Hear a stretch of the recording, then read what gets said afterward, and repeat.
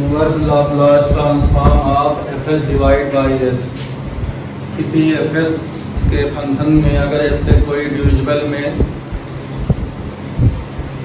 Question दिया गया हो और उसका इनवर्स निकालना हो तो हम लोग एफ का जो है इनवर्स लाप्लास ट्रांसफॉर्म ढूंढ लेते हैं, जिसका नाम कैपिटल एफ टी दे देंगे। फिर उसके बाद जो है उसको इंटीग्रेट कर देंगे विद रिस्पेक्ट टू कोई नया वेरिएबल मान लेंगे और लिमिट लगा देंगे 0 to t। तो पहले इसका फार्मूला देख लेते हैं।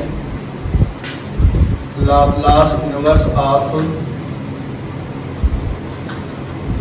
F S divide by S, ये हो जाएगा हमारे पास integration 0 to t Laplace inverse of F S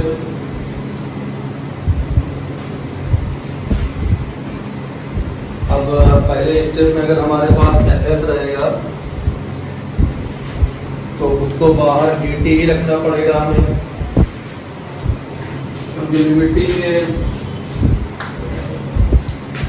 अगले जो है कॉन्सेप्ट पे जो है यही चीज हमारे पास रिड्यूस होकर चली जाएगी। Laplace inverse of F S upon S equal to integration 0 to t। इसकी वैल्यू मान लिया हमारे पास आएगी एफ टी, तो एफ टी को हम लोग क्या मान लेंगे, एफ एक्स मान लेंगे। और यहाँ पे हम लोग क्या कर लेंगे, टी एक्स कर लेंगे।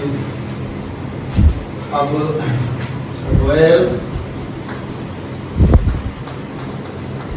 F T equal to Laplace inverse of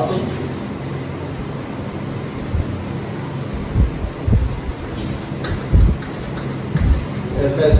तो ये चीज हमारे पास जो है होनी चाहिए। इस तरह से अगर है तो हम लोग जो है डिविजिबल बाई एस वाला कोई क्वेश्चन होगा तो उसको सॉल्व कर लेंगे। फार्मूला अच्छी तरह समझ लें। नंबर ऑफ अल्फ़ाबेट या वेरिएबल्स या जो है अननोन्स में कंफ्यूज नहीं होना है। जैसे जैसे क्वेश्चन में हमारे पास अल्फ़ाबेट आते हैं उसी हिसाब से हम अपने आप को जो है फार्मूले के हिसाब से सेट करते जाएंगे। अब इस फार्मूले को ज़्यादा समझने के लिए कोई एग्जांपल ले लेते हैं, उसकी हेल्प से देखते हैं कहाँ पे क्या प्रॉब्लम आती है या कैसे इसको सॉल्व करेंगे। तो हम कोई क्वेश्चन जो है छोटा सा ले लें। तो फाइंड, हाँ जी हमारे पास यही क्वेश्चन है, find Laplace inverse of 1 upon f into f square plus 1। अब इस क्वेश्चन को जो है पिछले भी कई मेथड से कर सकते हैं। क्वेश्चन इजी इसलिए लिया जाता है किसी मेथड को समझने के लिए जिससे उसका पहले से ही आंसर पता हो या पहले से हम लोग उसको किए हो, तो जो हम फार्मूला लगाना चाह रहे हैं उसकी एक्चुअल एथेंटिसिटी वहीं से क्लियर होगी कि हाँ इस फार्मूले में ये चीज़ भी किया जा सकता है। इसलिए ऐसा क्वेश्चन हमने लिया जो पीछे कर सकते हैं, इसको पार्शियल फ्रैक्शन से कर सकते थे, तो हम लोगों ने जो है वहाँ से इसका आंसर पता होगा। तो अब यहाँ पे जो है इसको जो है सॉल्व करने के लिए इस मेथड का यूज करेंगे। तो जब ये हमारे पास है क्वेश्चन ही दिया गया है और सोल्यूशन जब यहाँ निकालेंगे तो let F S equal to 1 upon F square plus 1। अब 1 अपॉन एफ स्क्वायर प्लस 1 का जो होता है लाप्लास इनवर्स वो हमें पता है। तो a upon F square plus A square का साइन 80 होता है। तो जो इसका निकालेंगे हम लोग Laplace inverse of F S, तो ये आ जाएगा हमारे पास साइन 80, ए की वैल्यू 1 है तो सिर्फ साइन t हो जाएगा।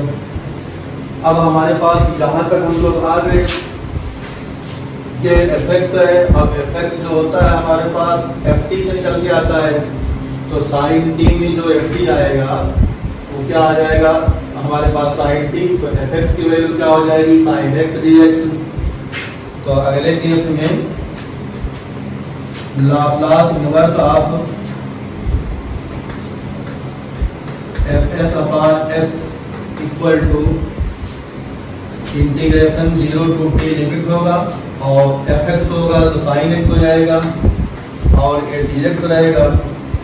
इसको सॉल्व कर लेंगे तो हमारे पास यहाँ साइन का इंटीग्रेशन होता है माइनस कास एक्स, तो माइनस कास एक्स हो जाएगा और डिफरेंट इंटीग्रेशन है 0 से t लगा देंगे तो हमारे पास जो है, अगर इस फार्मूले को यहाँ पे हम लोग हटा दें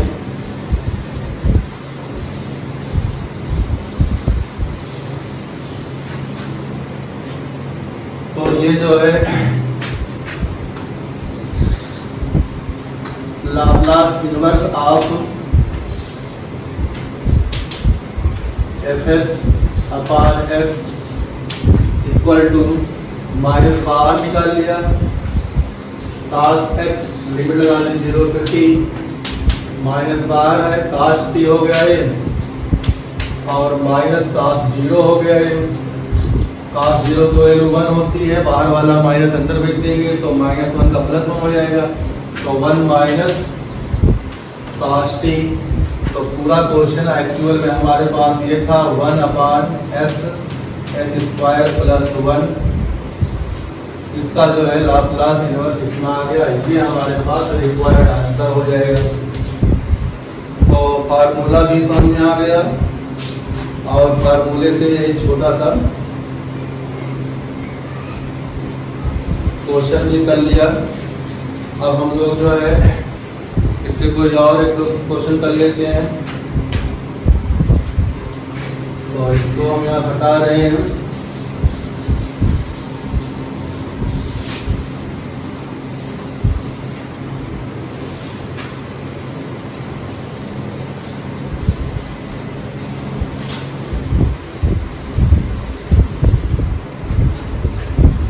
एक्सरसाइज का क्वेश्चन को ले लेते हैं।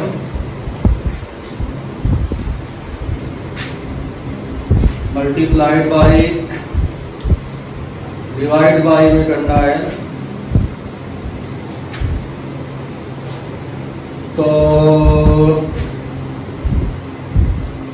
डिवाइड बाई में इस तरह से कोई तो नहीं है, एक छोटा सा क्वेश्चन है।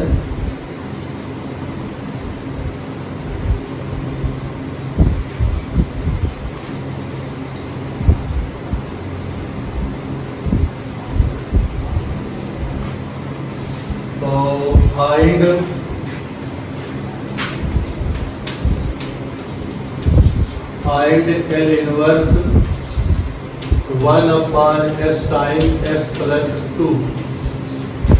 इसको भी हमने कराया है, तो जो करा हुआ क्वेश्चन है उसी को हम दोबारा कर ले रहे हैं। तो यहाँ से हमारे पास जो है एफ एस हो जाएगा 1 अपॉन एस प्लस 2, तो जो एफ टी आएगा एक्चुअल में लाप्लास इनवर्स ऑफ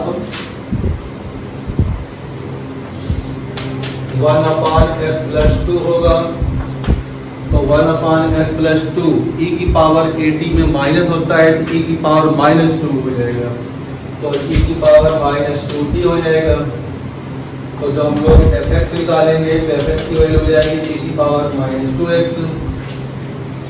तो हमारे पास जो है Laplace inverse of F S upon S equal to integration 0 to t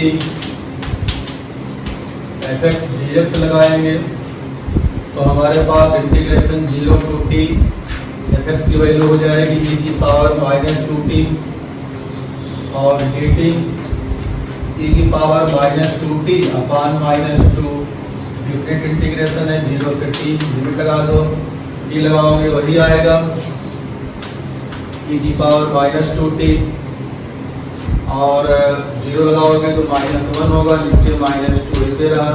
तो इसको जो है सॉल्व करके लिखते हो 1 माइनस e की पावर -2t अपॉन 2। तो ये हमारे पास जो है आंसर आना चाहिए। तो क्वेश्चन नंबर 4 का ये है, क्वेश्चन नंबर 4 का ए 1 माइनस ई की पावर -2t अपॉन 2 ये आंसर आ रहा है। तो मल्टीप्लाइड बाई एफ एस वाला पहले देखा था, मल्टीप्लाइड में क्वेश्चन भी किए थे, डिवाइड बाई एस जो है उसको भी देख लिया। अब हमारे पास इसमें जो है एक्सरसाइज में जितने क्वेश्चन थे ऑलमोस्ट सब वही हैं। अब हम लोग देखेंगे कुछ अगली प्रॉपर्टी। एक्सरसाइज फर्स्ट में जो है जितने प्रॉपर्टी बताई गई इसी से क्वेश्चन हो जाएंगे। नेक्स्ट एक्सरसाइज के लिए अगला हम लोग आते हैं।